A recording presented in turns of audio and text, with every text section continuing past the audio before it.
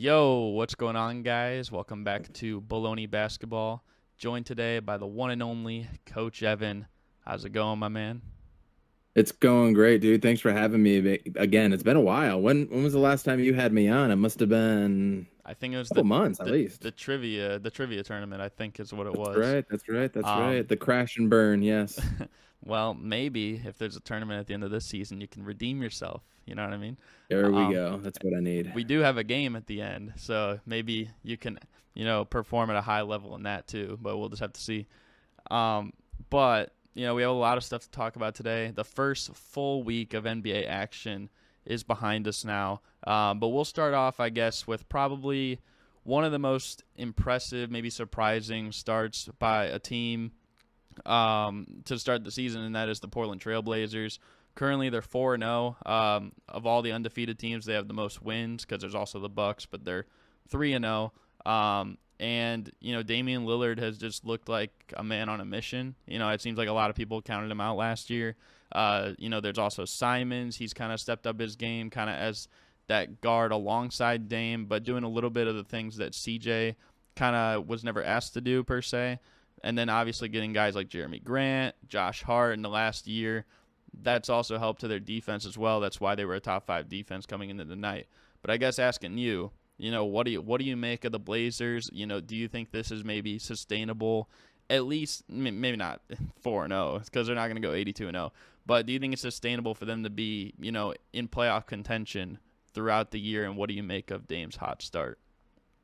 I mean, it's good to see Damian Lillard back. He's been one of my favorite NBA players since he entered the league, and helped a local team out here personally when I was coaching them. So I've always liked Damian Lillard and everything that he's done. I mean, the thing that's surprising me the most, honestly, is their 40% 3-point shooting so far. It looks like they're finally able to hit, and Lillard's hitting 40%. Jeremy Grant's hitting 50% right now. Obviously, those probably aren't going to stay true to form. So if they hit anywhere from, 35 to 38% as a team, they're going to be sitting really pretty. Damian Lillard averaging what is he averaging? 33 points a game right now, Mm-hmm. 33.3. That's not really surprising to me because we know that he can. It's not sustainable, I don't think, but it's not surprising. And I don't think it's sustainable because he's going to learn how to play with Anthony Simons too, right? Like both of them weren't able to play at all really last year together. Simons was able to benefit from Dame not being there. And now they have to coincide to each other. You know what I mean? I mean, it's no different than Lillard playing with CJ McCollum, other than from a standpoint of where each other are, getting used to each other. You know what I mean? But playing with somebody else that can handle it, that can create, that can make shots, that's not different for Dame. It's different for Simons, especially being in the starters role. So, with that being said, I expect Dame just to kind of have a natural regression, and as Jeremy Grant and Simons and Hart and Nurkic, and as they all kind of come together, I would expect Dame to come down and everybody else to kind of go up just a little bit more, if that makes sense. But 4-0 right now, and they're playing the Heat as we record this, and the Heat are up 5 currently going into halftime right now.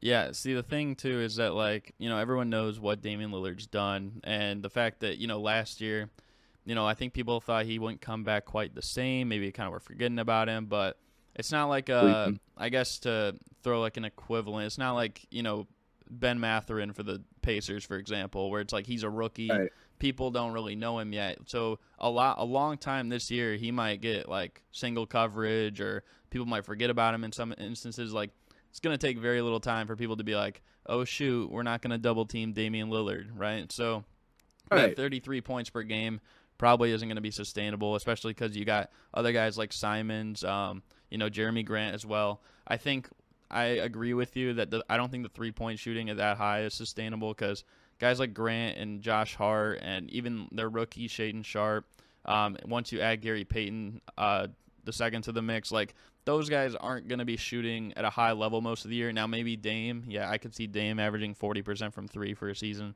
Oh, for Maybe sure. maybe even Simons too, but other than I would that, say like Jeremy Grant over Simons. That's me personally, though. I get, yeah, maybe. um, the point is though, yeah, like they're not gonna have that many like elite shooters. I think of this team more so as like an improved defensive team, and that's kind of like what I thought coming in. Now I didn't before the season I had them making the playoffs barely. I don't know if I had them, this high, and I don't know if they'll quite stay this high. But they look like, got to give credit to Chauncey Billups too. I think a lot of people wrote him off as a first year coach last year, and they're like, this isn't gonna work. Right there, they were saying this just isn't gonna work, and right now he's got them playing probably the best basketball of any team in the last like 10 or so days since the season started, and you got to give him credit there. So I'm interested to see how it goes. They were talking a lot about how people said they should tank, and Dame has said countless times, I want to win here, like the I don't want to run from the grind thing, you know what I mean? And then even Josh Hart said the other day, like, we don't care about Victor or whatever. Like, he basically just put slander on Victor Wembanyama, who's going to be the top prospect most likely next year. So I don't know. I just think that it's kind of interesting to see like how this is all played out so far. I completely agree. The thing that they're going to have a challenge with is their bench. I mean, I like me some Justice Winslow. I like Nas Little and whatnot, but when a Simons or Lillard goes down for 1 to 2 weeks, or when Grant goes down for a while, or even Nurkic, like, who's going to step up at the bigs, right? So they're probably going to have to make a move to get even better. I would expect them to be able to do so. And if they're like a 4, 5, 6, 7 seed trending towards the trading deadline, you would assume that they would have to add a little bit of front court depth there. So every team's going to deal with injuries. Every team's going to have to pivot and do something different that's not expected. It's just the nature of the game. How are you going to be handling that at that point? Are you going to go on a 5-game skid and then have an adjustment period after that, and all of a sudden it's like a 10-game skid where you go like 2-8? Something like that could really drown you in the West. So that's what's going to make it or break it for the Trailblazers this year. They're talented. They have arguably one of the best point guards in the league, one of the best players in the league, arguably top 10. So they can obviously do some things. Yeah, and also, I mean, like you said, shooting. Like, they're going to have to add some shooting on that bench. Guys like Winslow and Nas Little, they're probably not going to be shooting at a high level most of the year. So I would expect and them for to the record, add that too. in this game, they're shooting 26% from 3. So, there you go. And granted, they are playing a really good Miami Heat defense, but, still, like, I don't expect them, even against a lot of, mid-level defensive teams or bad defensive teams. Like, sometimes I just feel like they've been getting a little bit lucky, but, we'll just have to see, But we can move on. We could talk about another guy who I believe is averaging around the same amount of points as Damian Lillard right now, and that is Ja Morant and his Memphis Grizzlies. They're currently 3-1. Their only loss was a bad one, though. It came to Dallas, and they got destroyed. For the most part, I feel like they haven't played too many crazy teams. But, I mean, Ja has looked great. Him and Desmond Bane went off the other night against Brooklyn. He was insane, I believe, against Houston as well. The Knicks game, it wasn't too bad. And then, they've been doing this all without Jaren Jackson Jr. But I guess, how would you say, Ja Morant fares in maybe the MVP ladder right now? And, do you expect him to maybe keep up this high level of play as well? I expect Ja to absolutely do it. I expect Desmond Bane to as well. Really still pissed at the Suns for not getting Desmond Bane. That, man, I can't believe how far he fell. But happens every single year. And without Jaren Jackson, too, they can only go so far as constructed. Their depth is probably going to be something else as well, too, that people are talking about outside of Morant and Bane and Tyus Jones. I mean, you got Santi Aldama, who I couldn't even pronounce his name until the other night. John Conchar. Brandon Clark. I love me some Brandon Clark. Don't get me wrong. I love me some Steven Adams. Steven Adams does a lot of good things. Dylan Brooks has only played 1 game as well, too, but they're going to need some depth as well. Ja Morant is an absolute stud.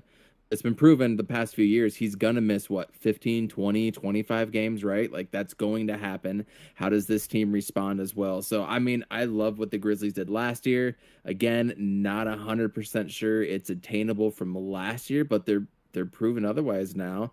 And Ja Morant all of a sudden has a 3-point shot. Like, when a player like that adds a completely separate skill package to the mix, like a 3-pointer or the ability to take it to a cup when you're a 3-and-D guy, that just opens up your entire game of how you can even guard somebody.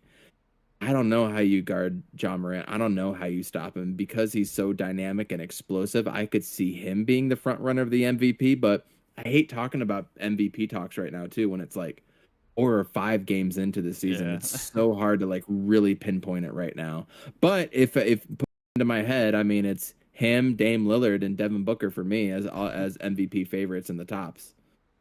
Yep. But I think honestly, like I'm interested to see like how this team does like when they play a lot more, high level teams. That's why like I guess if there Sure. was an early season MVP pick, I probably wouldn't be too willing to give it to Ja just because they played Dallas, got destroyed. The other teams they've played, I probably don't have too many expectations for them. But we're gonna see, I guess, like I think last year no one can expect them to go like whatever 18-2 without Ja like they did like this year or last year. I don't think people expect them to do that this year in whatever games he does miss. But at the same time, I would like to see them play maybe a little bit better with him. They were kind of like a little bit over 500 team when he did play. And I would like to see because early last year they were missing Jaren Jackson Jr. For a decent stretch, and their defense was awful. And then they got him back, and they kind of climbed the standings all the way. And you're probably going to see a return like that as well this year. But, I mean, who's to say with all these other elite teams? I mean, Clippers are healthy. Nuggets are healthy. Still got the Warriors. Still got your Suns. The Timberwolves, we'll see what they can do.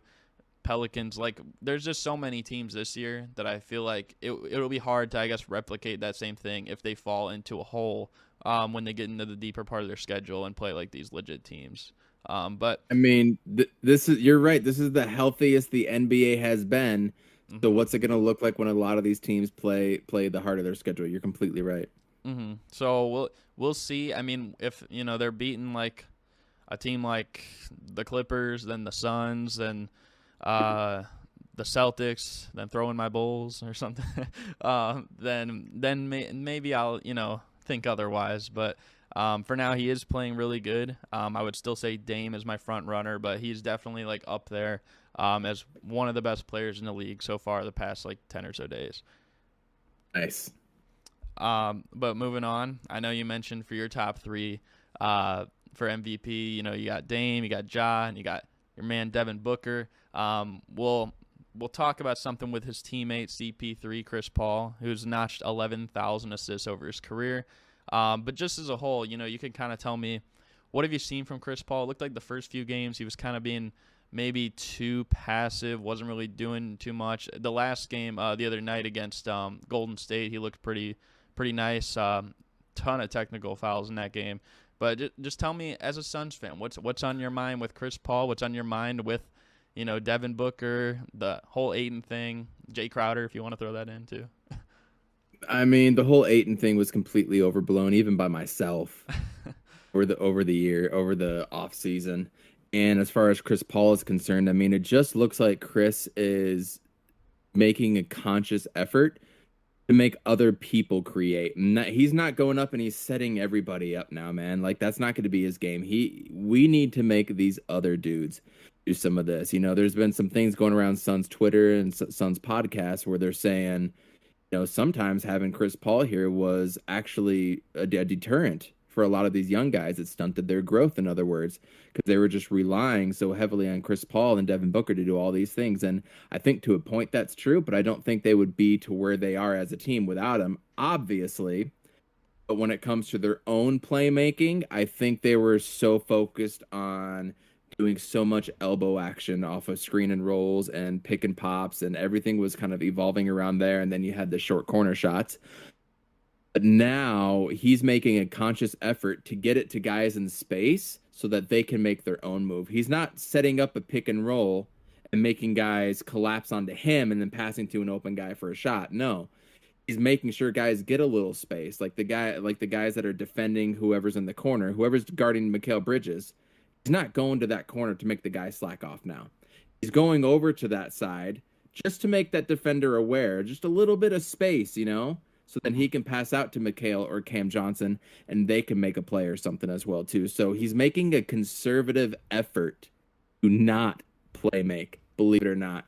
And then he wasn't shooting very well. So what does he do? The first time in like 13 years or 14 years I read, he actually goes out and he does some shooting forehand, and he comes out, he hits like 4 of 6 from 3 or whatever it was, looks a lot better, and that's what we need from Chris Paul. I said at the end of last year, Chris Paul, we can't be hanging our hat on him, man. He can't be the one making all these plays. He can't do that anymore. Um, he needs to be a glorified Derek Fisher. And for anybody that doesn't know, Derek Fisher was great at defense, stable at running your offense, but he would hit clutch shot after clutch shot from 3 or from wherever in the playoffs. That dude was a killer when he needed to be. And Chris Paul really wasn't like that. We need other guys to be able to create, do some things. So now our offense isn't just predicated on Chris Paul. It makes everything harder to guard. And he needs to hit those spot up shots now. So he's being asked to do things he hasn't had to do in his 18-year illustrious Hall of Fame, first ballot Hall of Fame NBA career. He's taking it in stride. He's doing what he needs to do. But come playoff time, I expect Chris Paul to return to Chris Paul with the added benefit of everybody else. Because now, when everybody else is going off and Chris Paul isn't doing anything, he can come in, take over with space now, because guys aren't going to be slacking off of everybody else. He's going to be able to do what he needs to do in his playoffs. So that's what I think is personally going to happen. And it's all a conscious effort. And it's not that he's slacking. It's not that he's tired or he's old or anything like that. It's a concerted effort to dial everything back, including minutes. I hope I answered some of that with Chris Paul. Yeah, I think you did. I think with, the big thing with Chris Paul, and obviously, like, I've watched, parts of the Suns. I mean, right now, so far this season, I've watched all my Bulls, of course, and then every other team I'm kind of watching as much as I can. So I think, like, the other night, I was also watching Clippers Thunder until that became ugly, and then I put on Suns Warriors. But the point is, like, with Chris Paul, there's 3 things that I think stand out to me in particular, like, when watching him over the past few years. The first thing, at least more so last year, I feel like he got away from wanting to shoot the 3. And I know that he's always been a pretty good 3-point shooter, throughout his career, but it seemed like he was just like kind of afraid to shoot it, or like was hesitant to shoot it. He would always work in the mid-range, and that's great, you know what I mean? But I mean, sometimes like that has its faults. I mean, people said all that stuff about, and I know it personally, between how much people hate players that only operate in the mid-range. Think my best player on my favorite team, DeMar DeRozan, right? So it's like I know just how that is. But I think, being able to expand to the 3-point line, I mean, he's more than capable of doing it. I saw him hit, I think, a couple, like 1 or 2 threes, even in that series the year before against the Lakers when he had like a bum shoulder or whatever, right? So near the end. But I think that's the first thing, at least for me, with Chris Paul. The second thing is obviously his defense. He's over his career, he's a great defensive player. I think the thing is, though, people, they've been trying to expose his size per se and maybe get the mismatches that way. So I think that's more like a conservative effort with, like what Monty Williams is telling the guys like Bridges, Cam Johnson, that could also maybe like switch on to that or like fight through screens, whatever. Like, I think there needs to be maybe more communication there this season. The last few games, I think, against the Clippers and the Warriors, I mean, really, they played good as a unit, I think. So, I mean, I think maybe that's something that they could work when it comes playoff time. And then the third thing for me, I mean, you even said it when talking about, like, relying on Chris Paul. Like, there's so many times it felt like the last few years, Chris Paul would take it slow first few quarters, and then he would kind of try to do almost everything individually as a scorer in the fourth quarter. And I feel like teams sometimes, pick up on that. And they're like, okay, this is their game plan. He's going to try and get everyone involved right now. Then the fourth quarter, it's going to run all through him. The other guys normally at this time, they're going to be like cold, kind of ball watching, not expecting the ball. So I think your point where it's like getting everyone else involved in a way, and it's kind of like more continuous throughout the game. I feel like that's the best thing that could maybe happen for the Suns. I still am a little concerned about their bench, but overall, I mean, past few games, I mean, they've looked good against the Clippers and the Warriors, which I think those are the media's 2 favorites to come out of the West this year. So, I mean, and probably should have beaten the Blazers as well too. We could have that conversation, but some people ain't ready for that one. Mm-hmm. They could easily be 4-0 right now too. I mean, and that game went to overtime too. It went to overtime. Jock Landale has been insane. A huge surprise for us. I mean, he has been insane. He's been the man that's been able to do a lot of the little things that wasn't able to get done last year. We had JaVale McGee on our bench last year, and then he goes over to Dallas. Dallas fans want to throw it in our face, but you know what? Dallas fans are like, yeah, this dude kind of sucks on rotations. He's late, and he's doing all this stuff. Like, yeah, go figure, right? So I'm really okay with him, with JaVale McGee being gone, because Jock Landale is he's a solid player. He's the dude that's not going to do anything that's going to be absolutely spectacular. You can put him out there because he's not going to do anything wrong. In fact, he had 3 blocks last night against smaller players. The 3 or 2, he actually took over minutes for Ayton. Yeah, there was some foul trouble, but he closed out the game. Not Ayton, it was Jock Landale. I think it's more of a testament to what Jock is and to what maybe the Warriors were running, as opposed to, what DeAndre Ayton doesn't do. Cameron Payne is back. Cameron Payne is looking like bubble Payne again all over again. Torrey Craig was back. Andrew Shamet is hitting at a high clip again. And then out of nowhere, Damian Lee, who hits a game winner opening night too. So everything is kind of working to its favor right now for the Suns on the bench. I feel like something's going to give. Like, I don't expect Shamet, Torrey Craig, Cam Payne, Damian Lee to keep having this amazing type of season. I just feel like the other foot's going to drop, but I expect Jock Landale to be there on the bench. Yeah, honestly, through these games, it's looked like Jock Landale has been the best player off the bench so far. At least from the eye test for me. I haven't, I guess, checked the stats per se. But yeah, even in the league. I also thought the Damian Lee signing, that was obviously pretty good, and I think it helps him at least with some shooting too. But yeah, I mean, I don't know if you want to transition here to someone who's, drawn some, I guess, player comparisons, being that they're both the same position, with Devin Booker, and that is, Donovan Mitchell. Maybe not the same style of play, but, they're always talking about... We're going to go back to Book, because I didn't even get to talk about Book too much. Go ahead. Talk about Book, and then we'll talk about Mitchell. I want to ask you, I saw some serious hate on your Twitter feed not too long ago about Devin Armani Booker. There was a lot of hate going down, so I got to ask you, what's the beef? Are you a Booker fan, or are you a Booker atheist? What are you? I'm not a Booker hater by any means. I think sometimes it's funny to get into the trolls, unless it's maybe someone who I'm a huge fan of, like D Rose or so it's one a fan of your players. Yeah, that just the elite fan. No, I like Booker. I think he honestly, in terms of the Suns, I'm trying to think where he'd rank. He might be my number 1.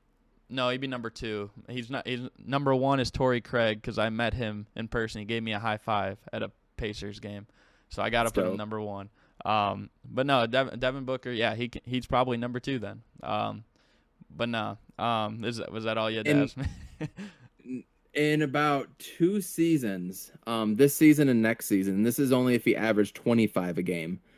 At the start of the season, in about 2 1/4 season, if he played every game and averaged 25 points a game, which we all know he can average 28, 30, 33 points a game, right, he would be the Phoenix Suns' all-time leading scorer in franchise history at the age of 28. Over Walter Davis, right?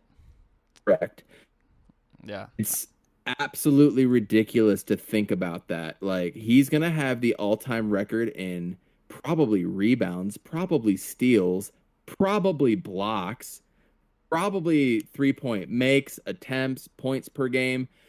Almost every imaginable category that the Phoenix Suns have, just due to him probably playing until he could be 36, 7, 8 years old. You know what I mean? He could be in a Suns uniform for another 12 years, and this is only his 8th season, and he's 26 years old. He is going to be the greatest Sun of all time, and he's already gotten just as far as Charles Barkley did. He's gotten the team farther than Steve Nash did. Doesn't have the MVPs, but he got it farther than Nash did, which to me is him a little step above what Steve Nash is. And he plays defense. his bag is so illustrious full of tricks. Now this season, bro, he looks like he's playing on easy mode. He is playing on easy mode. Not only does he have to do all the scoring, but he's becoming point book again, and he's becoming an efficient point book. All this stuff that we see, I don't even see him doing full speed right now, unless he's doing like a hard cut to the basket or something like that, right? Yeah. Outside of that, on offense, everything looks easy for him now. So there becomes a point when elite players, Michael Jordan, Larry Bird, Magic Johnson, Tracy McGrady, Kobe Bryant, those types of players, those players make the game look easy. There is a jump somewhere in their career, whether it's the second or third season. Right now, this is Devin Booker's jump, and people really need to pay attention to what he's doing because it's easy for him right now. Everybody needs to pay attention to Book. I will say, so when I guess like when I go on maybe my hate stuff on there, whatever, like it's all trolling. We know. It's all jokes. It's because like when I see some people troll, I'll think to myself like, there's no way people really believe this. You know what I mean? And I'm like, you know what, like. Sometimes, like, I just kind of want to get in on the fun just to see how people respond. You know what I mean? I just feel like it's funny occasionally. And then, like, I don't know. I guess that's just me, maybe. But, yeah. It used to be fun for me, and now it's just lazy. You know, Yeah, now I would rather hear people give legitimate takes like, you know what? Devin Booker is better because he can do this with his left hand versus Clay cannot. Like, give me something reasonable. Yeah, so I guess we could combine topics here because I think that one was a bit longer. We could talk. I guess we'll throw in another thing too here. So we'll talk about, I guess, what's been the most impressive and maybe least impressive thing between, Donovan Mitchell and the Cavaliers' hot start. Between the Timberwolves, they've kind of gone a little bit even with some of the bad teams, and then also the Utah Jazz, who traded away both of them. And they've had a pretty good start to the season. I don't know how they fared. They did win today. They won tonight. I just looked 109-101. They're 4-1. And Lauri Markkanen with 24-9. They should be 5-0 because they played the Rockets again. That was the team they lost to. But I guess, what have you made out of all three of them so far post the trades in the offseason? I'm more curious about what the Jazz do. Do they look at this like an opportunity to like accelerate their growth, right? And say, you know what, we're probably not going to get Wembanyama anymore, right? We're not going to get him. So let's use this as an opportunity to grow. We've got like 17 draft picks through 2029. Maybe they can trade up. Maybe they can do something like that and just, keep elevating this team right now. Or are they going to try to keep tearing it down and go through a true rebuild? I mean, you're expected to be, bottom 3-4 teams in the league, and you start 4-1. You might not completely change your thought on it, but you win 2, 3, 4 more games, and you're 8-1, 7-2. Like, at some point, you're like, okay, maybe we're in win now mode again. Maybe these players get it. Maybe we do have the right coach. Maybe it was a good thing we fired Snyder. I'm more impressed with what they're doing because they're counted out, and I hated the Jazz. I live here in Salt Lake. I don't like the Jazz, and I have to put up with them all the time. But you know what? I appreciate teams that aren't supposed to win, that come out and play like the underdog mentality, and they go out and win. I mean, I've always kind of liked Mike Conley, even though he went to Ohio State. And I don't like Lauri Markkanen because they went to Arizona, and I'm an ASU fan. And here I am being like, you know what?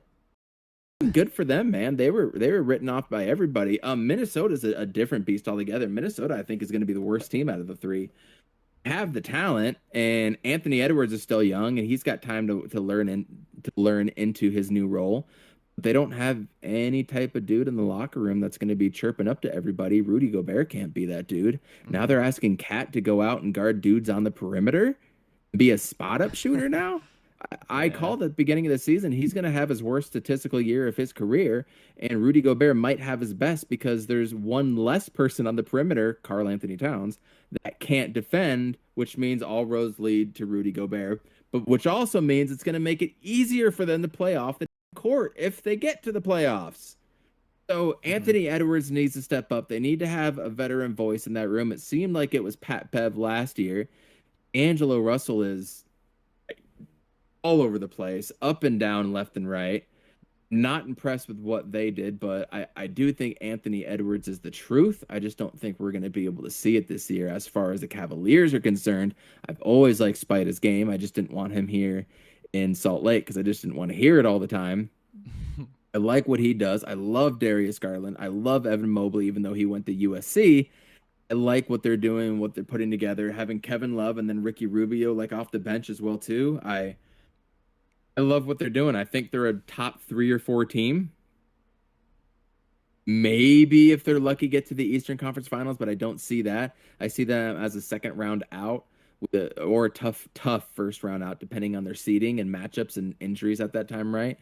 They're doing things right, and they bounced at a superstar, all-star, not a superstar. They bounced at an all-star when they could, and they're reaping what they sow on the other end. I mean, but Colin Sexton's also having a good season too for the Jazz. So it's like that needed to happen to have him move out, and then are they going to trade Mike Conley for something else and then start tanking? There's a litany possibilities between all these teams and what they could do, but I'm most curious with the Jazz just because they weren't supposed to be there, and that's fun.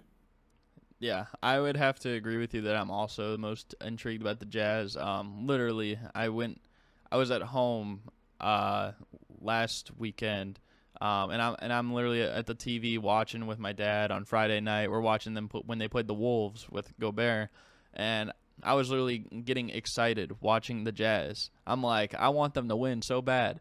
Like, it's rare that I have, like, I guess those feelings for teams like that aren't my Bulls. You know what I mean? Like, maybe it's just like certain players I like, but it's like there's no particular player on that team I like. I mean, maybe I know you don't like Markkanen. Maybe Markkanen for me though, because he played on my Bulls, and I feel like a lot of Bulls fans hated on him.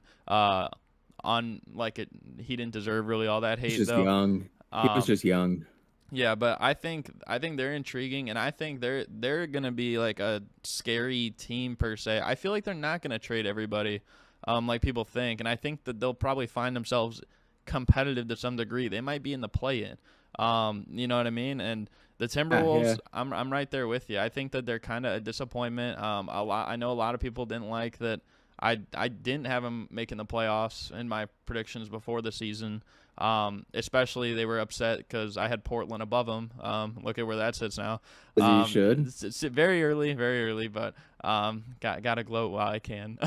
But no, so I just never saw Cat and Rudy Gobert working together. That just didn't make sense to me. I couldn't think of any type of system where that would work with those players having a very defensive first and a very what the fuck is defense mentality in Karl Anthony Towns. Right. And the thing is too, like, so they're 3-2, but it just feels like they're like 1-4 because like the teams they lost to, you know, they lose to Utah. Utah is supposed to be in the Wembanyama sweepstakes. They got destroyed by the Spurs for pretty much most of the game. Like, those aren't games that you should be losing if you're an elite team. I get it; they're still working things out. But it's like you could say the same thing about the Cavs, and I watched them. You say the same thing about a lot of teams right now, especially implementing players that were injured. So that's a basic. You can't use that anymore. Well, and with the Cavs in particular, it's like you're adding in a whole different guy in the backcourt. You lost your all-star guard, at least for now, in the first 15 minutes of the season, and they're still destroying everyone. You know what I mean? Like, I watched them right in person. I went to the Bulls game on Saturday. I watched my Bulls get destroyed by 32 against them live at home in the season opener. And Mitchell had like 30 points again. He did in the first 3 games. Tonight he was kind of, not really quite himself. But like I'm looking at him. I'm looking at when Garland comes back and Mobley and Allen and Kevin Love and Karis LeVert and Osman and when Ricky Rubio comes back and Raul Neto and it's like they just have so many dudes. Like. Last year, you could argue they should have been like a top 4 or 5 seed if they didn't have injuries near the end. Now you add Donovan Mitchell, and the guys they got rid of last year didn't really contribute. Like, so they traded Agbaji, he's a rookie. They traded Colin Sexton, didn't play but like the first 2 weeks of last year, and Markkanen, who played. They basically traded Markkanen straight up last year for Donovan Mitchell. Your team's gonna be impressively better. You know what I mean?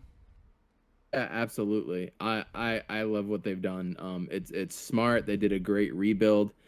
They did get a Colin Sexton, who they thought was going to be an elite player. Then they drafted a questionable Darius Garland when he came out of Vanderbilt. I mean, he Mhm. was not healthy by any stretch. That's kind of like, I guess not quite on MPJ because MPJ has the back injury, so that's definitely way different.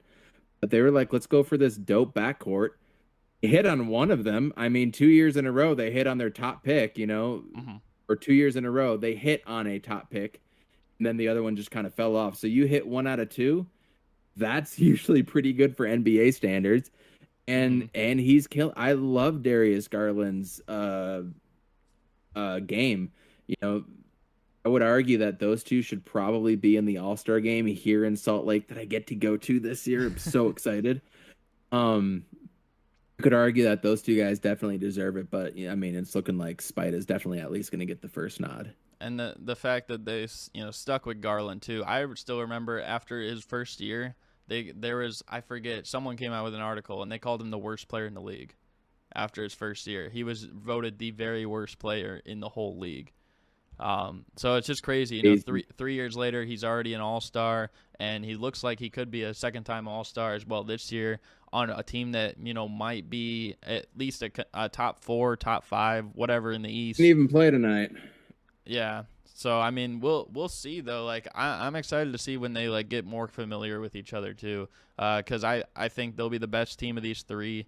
I think the Timberwolves probably would still say they're better than the Jazz, but I'm just not impressed. You know what I mean? Like, On paper, talent wise, sure. yeah, but I don't know. Did you even mention Jared Allen of the Cavaliers when you were naming dudes off? Did you even mhm. mention Jared Allen? I mean, Yeah, he had 18 and 16 tonight. Whew. yeah. He was cooking. He was feasting. But yeah, if you want, we can move on though to a topic I know you're excited and gonna be passionate talking about. We can talk about who's been more embarrassing, between the two preseason championship favorites from last season. Now it seems like they both kind of fallen off a cliff of what they could have been, and that's the Los Angeles Lakers and the Brooklyn Nets. The Nets are 1-3 right now. The Lakers are 0-3. It looks like they're going to be 0-4 right now because they're down 13 to the Nuggets. So who's been more embarrassing between these teams? Man, it's a tie. I think the most embarrassing player off of every team, even more so than Russell Westbrook, has been Ben Simmons. 5.7 points and 6 rebounds and 7 assists. Like 7 assists is cool. But man, shooting 14% from 3, 56% from field goal percentage, but 5.7 points. You've got to be joking me for a dude that was supposed to be an all-star, like not last year, the year before. It's incredible. The dude's all from grace. It's astounding to me. It is definitely something to keep watching, to keep an eye on. I mean, if you're in La La Land and you're 0-4 and you got LeBron James, I mean, look, Anthony Davis is washed. We all know that now. Russell Westbrook is washed. We all know Mm-hmm. that. LeBron? That's the question. Is LeBron washed? Is Kevin Durant washed? Like, are these dudes not able to do one of the following: win by themselves, or two, pick up their own players and raise their level of play? Are these dudes not able to do that anymore, bro? I I personally don't think they can. You know what I mean? I feel like Durant. I feel like I'll talk about Durant first. Like I feel like he's kind of at this point a little bit in his own head, and he wants to believe he's not. Just because you've seen all the things he said on Twitter, like calling himself like a god and like saying I'm the best and everything like that. I feel like he's had a very hard time handling the fact that the Warriors just won the championship, and probably Again, that was the one. Well, and that was probably the one that meant the most, because like okay, 2015, Durant could say, I didn't play, like I was injured. The next 2 years, Durant was like, oh, I was on the team, I was the best player. This one, it really wasn't like he had anything he could say, like the Nets just collapsed and they fumbled the bag with Harden, and then the Warriors just went all the way before Durant could win a ring outside of there. I feel like he's in his own head with that, and he's playing well still, but I just don't think it's like, I don't think him, and I don't know if Kyrie, I feel like they're both a little bit in their own heads in terms of like generating success. As for Ben Simmons, I think he's fighting a lot right now. I mean, the dude's averaging almost as many fouls as points. I think he has less than a 2.0 assist to turnover ratio, and he's really not defending that well anymore. I think before today he had the second worst defensive rating in the whole league, and I get that's a team stat, but that's still very bad. I mean, the Nets are the worst defense in the league. And then you got the Lakers over here. They're the worst offense in the league. And it's like you wouldn't think this from, guys with teams like Durant, LeBron, Kyrie, AD, Westbrook. Like all those guys are going to be Hall of Famers one day. And they're just awful. I mean, the Lakers, like, we know Westbrook is not the same player that he once was, right? Anthony Davis isn't either. I mean, Barkley said it the other day. Like, we used to talk about AD was one of the best players in the league. Like, we don't even talk about that anymore. Like, is he even a top 15, 20 player in the league anymore? Like, that's even up for grabs. I'm literally seeing tweets in the last 10 minutes being like, is AD hurt again? Oh, man, poor AD. What just happened? So I'm going to keep scrolling to see if he got hurt already. You check that, and I'll get to my part about LeBron personally. I mean, he's going to put up the numbers. It was Frank Vogel, then it was Westbrook. Now it's, AD's injuries, and then it's, Rob Pelinka and stuff. Like, I get it, but at the same time, it's like LeBron also wanted Westbrook. He could have had DeRozan from us, from my Bulls. He elected to go with Westbrook instead. And at the same time, it's like I don't think he cares anymore about, winning in that sense. I think he's all about, trying to get Kareem. I think that's basically what this season boils down to. It's catching Kareem. And I don't know if there's anything else really on his mind. I don't know what the score is right now. Just checking, they're down 18 now. So I don't know. I don't know if you have anything else to add there, though. And trading Westbrook for Buddy Hield and whoever that would have been, I don't even think that fixes this. They should have never traded Kyle Kuzma and KCP in the first place. They should have kept those dudes. They should have kept their core. They should have kept Caruso. Like, they got rid of all their dogs that want to go out and get it and play defense and do all this. And then while they were here, they ripped Danny Green apart. They ripped these guys apart to the point, like, why would any of them want to stay anyways? It's just a toxic fan base, and nobody gives a shit if the Lakers suck. We revel in it, man. The worst part for them is you look at the Pelicans, right? They're in the playoff picture. They're going to be contending for many years. They had a great year last year. I mean, I'm sure you even saw, like, when they played you guys in the playoffs, like, they look like a team that's going to be on the rise. They're going to be around for a while. You add Zion to the mix. Well, the Pelicans had their pick this year. So if the Lakers are awful, you imagine adding Victor Wembanyama to that team. It's over, right? Then how is that AD trade going to look? You got one championship in the bubble, or maybe a Pelicans team that gets like 2 or 3 rings, or maybe more. I don't know.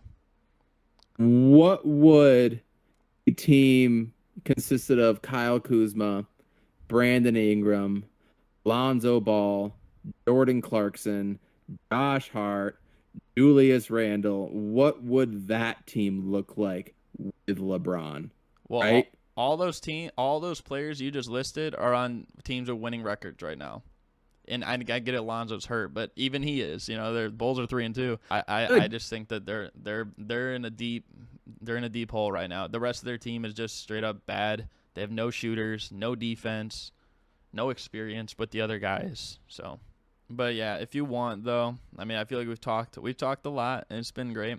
Do you want to move on to the game now? The 20 questions. Let's do it. Let's finish it out here. So, just recapping again, 20 questions.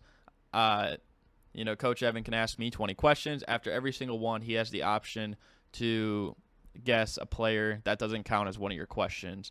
But if you ask one question, then guess a player, get it right, that's 20 points. If it takes 2 questions, 19 points. It goes from there. Pretty simple. And there's 3 questions that I got for you right here. But are you ready? Yes. Okay. So the first one, you can ask away. And this could be anything with the NBA. A current player, former player, teams, coaches, whatever. But it is a person I'm going for, correct? Well, is that your first question? Are you asking if it's a Yeah, that's a good, okay, good first question. Is it, are you thinking of a person? yes? Is it a current player? Yes. Does he play on the Western Conference? No. I'm trying to think of the divisions. Does he play in the Central Division with where the Bulls play? Does No. he play in the Southeast? No. Hawks, Hornets, Heat, Magic, Wizards. He's not in that division. But he plays in the Atlantic. Is he a guard? I think that's number 6. Yes. Is a guard. Has he been an All-Star? Yes.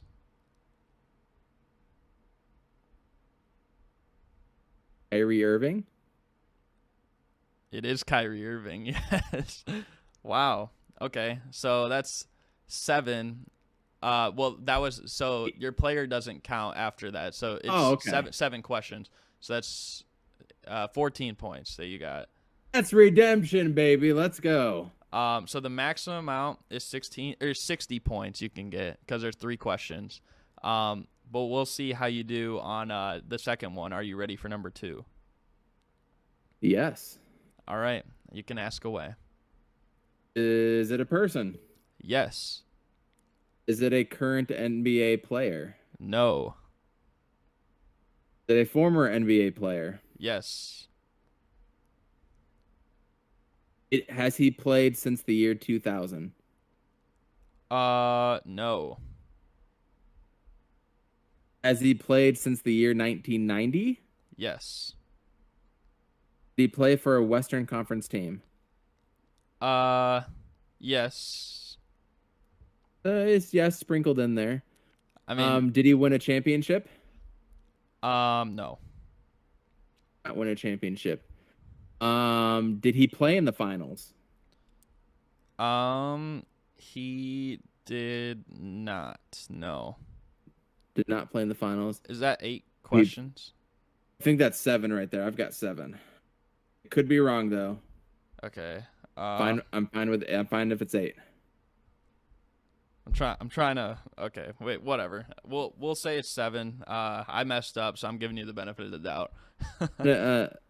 I'm probably wrong too, so it should be 8. But benefit to the guess. Tie goes to the runner. Yeah. Played in the 90s. Did he play a guard position? No. Is he a center? No.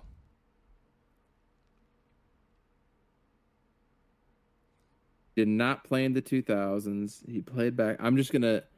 But is it Charles Barkley? I just want to throw it out because I'm a Suns fan, and you might pick a Suns dude. It is not Charles Barkley. Now that doesn't count against your 20 questions total. So you still have 9 questions used. Okay, so he played on the. Did he play on the Suns? He did play on the Suns. Forward. A guard. He was a forward. Is it Cliff Robinson? It is not Cliff Robinson. That'd have been awesome because I have his jersey on, number 30. Rest in peace, Cliff Robinson.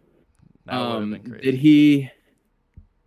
Did he play on the Suns in the early 90s between 1990 and 95? Yes. The forward. Was he white? No. I bet you. I knew who you were gonna guess if it was. Did not play in the final. Was it Danny Manning? It is not Danny Manning. Is he?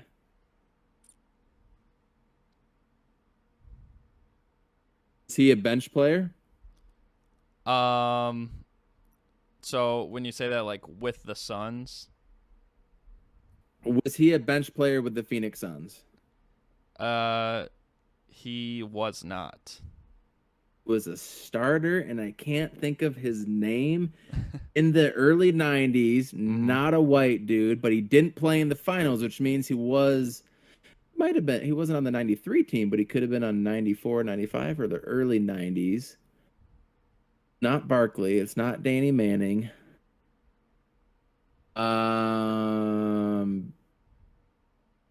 Did he win any awards while he was with the Suns? No. Did he? Is it Cedric Ceballos? It is not Cedric Sabalos. No, he was on the Suns championship team, so that wouldn't have been it. So you got 6 more questions you can ask as well. I'm drawing a blank of even questions to ask because I should know this by now. Good thing. But you pick like some obscure guy on the bench that I have no idea who it is. This guy started on the Suns. He started on the Suns. Was he a power forward? Or 4? Yes. I mean, yeah, he played 3 and 4. I'll just say so, yes. In the early 90s, not the late 90s. Not for the championship team. Not Richard Dumas. Not started for us right before my fandom took place. And I can't even think of questions to ask. I have Kurt Rambis in my head. I've got like Eddie Johnson and Jeff Hornacek, and those are guards. I already said Cedric Ceballos. It's not a center. I'm drawing a blank, my man. If you absolutely do not know, you can ultimately forfeit, but like for this question, but I don't know.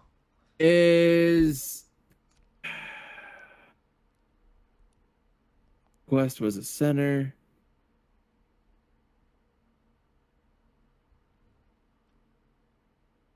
Tim Perry. Is it Tim Perry?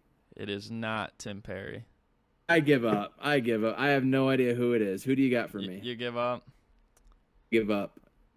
So this guy at one point actually was an NBA All-Star. He was pretty good too. Just I feel like with the Suns, he's a little overlooked.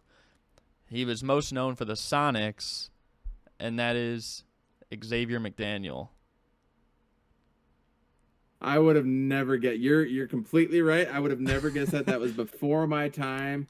When did he play? What years did he play with the Suns? Just 1990, 1991. He played part of the year. He got traded midway from the Sonics to the Suns. With Tom Chambers.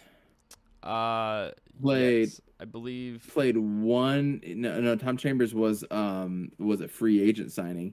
Oh yeah, it was 27. He played one half a year.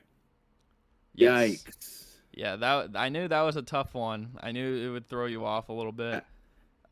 So he was traded. He was actually traded, ironically, for Eddie Johnson, who you had in mind. Oh, there you go. So you were kind of in the right ballpark, but yeah, so that was a tough one. I knew it was going to be one of those early '90s teams that I really don't know much about because I know we drafted Dan Marley, traded for KJ. We had a couple 50-win seasons. Couldn't get over the mark until we traded Jeff Hornacek and some other bags of potato chips for Sir Charles. Good one. I would have never guessed that, but I knew you were going deep bench. Good job. Good job. I was going deep. Pause. Okay. The last one.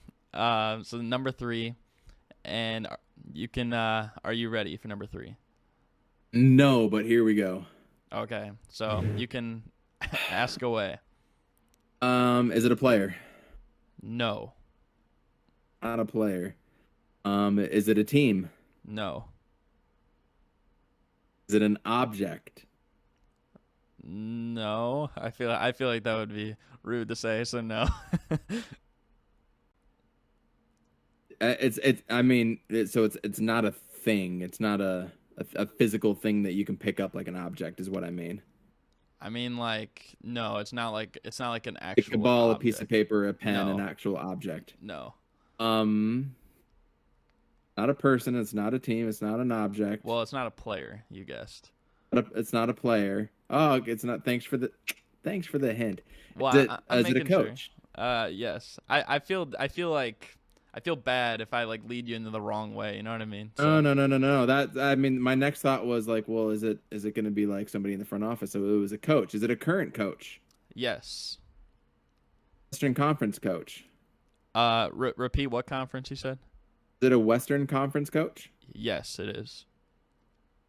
Is it Monty Williams? It is not Monty Williams. Okay, I had to throw that one out there. Um, is this a new head coach this year? No. This coach make the playoffs last year. Yes. Playing game counts. The Jason Kidd? No. Good. Steve Kerr? Uh, okay, so the way it works is you only get one guess after each hint. After each question. So you can ask another hint before you guess. Did this team win the finals last year? No.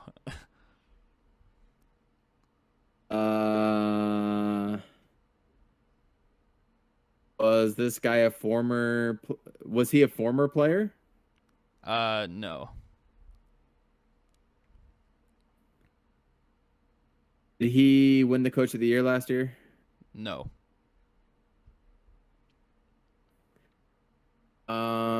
Is he in the Pacific Division? No.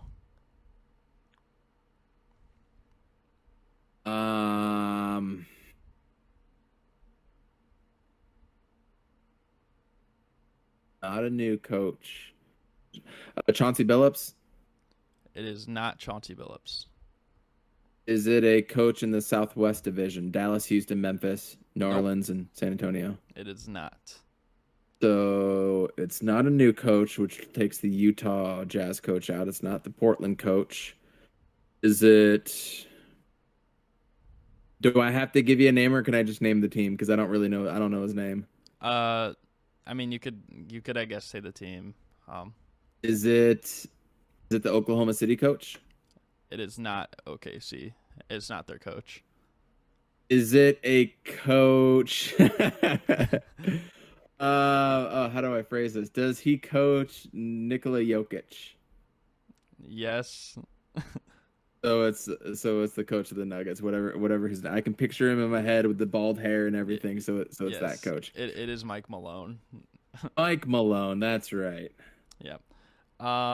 So not too shabby. So I believe you used 14 questions on that. So that is 7 points. So you got 7 for that. Unfortunately, didn't get any for Xavier McDaniel, and you got 14 for Kyrie. So that puts you at 21 points, which is not too bad. Not bad. It's not going to be good either. The Xavier, you always have one in there. Like I do pretty good on all of them, and then you throw one question in there that's like really deep diving, and you're just like, damn, I can't think of that one. It screws everything up. Also, guys, I forgot to ask him a player he liked and doesn't like. So for liked, I'm just going to put Devin Booker. And for doesn't like, I'm just going to put Klay Thompson just because of the whole fight he had with Booker the other day. So, yeah. But, yeah, I think that's basically going to close out the show. Hope you guys enjoyed. Thank you guys for watching.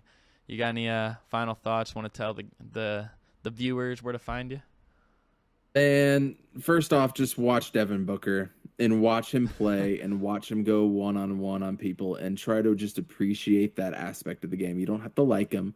You can hate Kendall Jenner. You can hate the Suns. You can hate the Suns fans, but just appreciate a guy that can go out and get a bucket the way we appreciated T-Mac, Iverson, Obi, whatever guys you want to put in that category that can just go out and get a bucket. He's got the respect around the league and the players. Everybody says he's the most hated on, disrespected player in the league. Players say this. This time, people started recognizing that as well, too. But at Coach Evan B on Twitter, He's on Fire podcast, like, the game. He's on fire. So catch us over there. Would still love to have you on sometimes as well, too. We're just a bunch of dads that have a podcast, and we talk about Suns and Cardinals and stuff like that. So it's hard to get dads getting some time off. So come enjoy it over there sometime, too, and we'd love to have you, bro. We really would. And I'm always down to be on. Appreciate you once again being on the show. And, yeah, more people need to watch Devin Booker as well as the He's on Fire podcast. But, yeah, hey, hope you guys enjoyed. Thank you guys for watching, and we're out. Peace.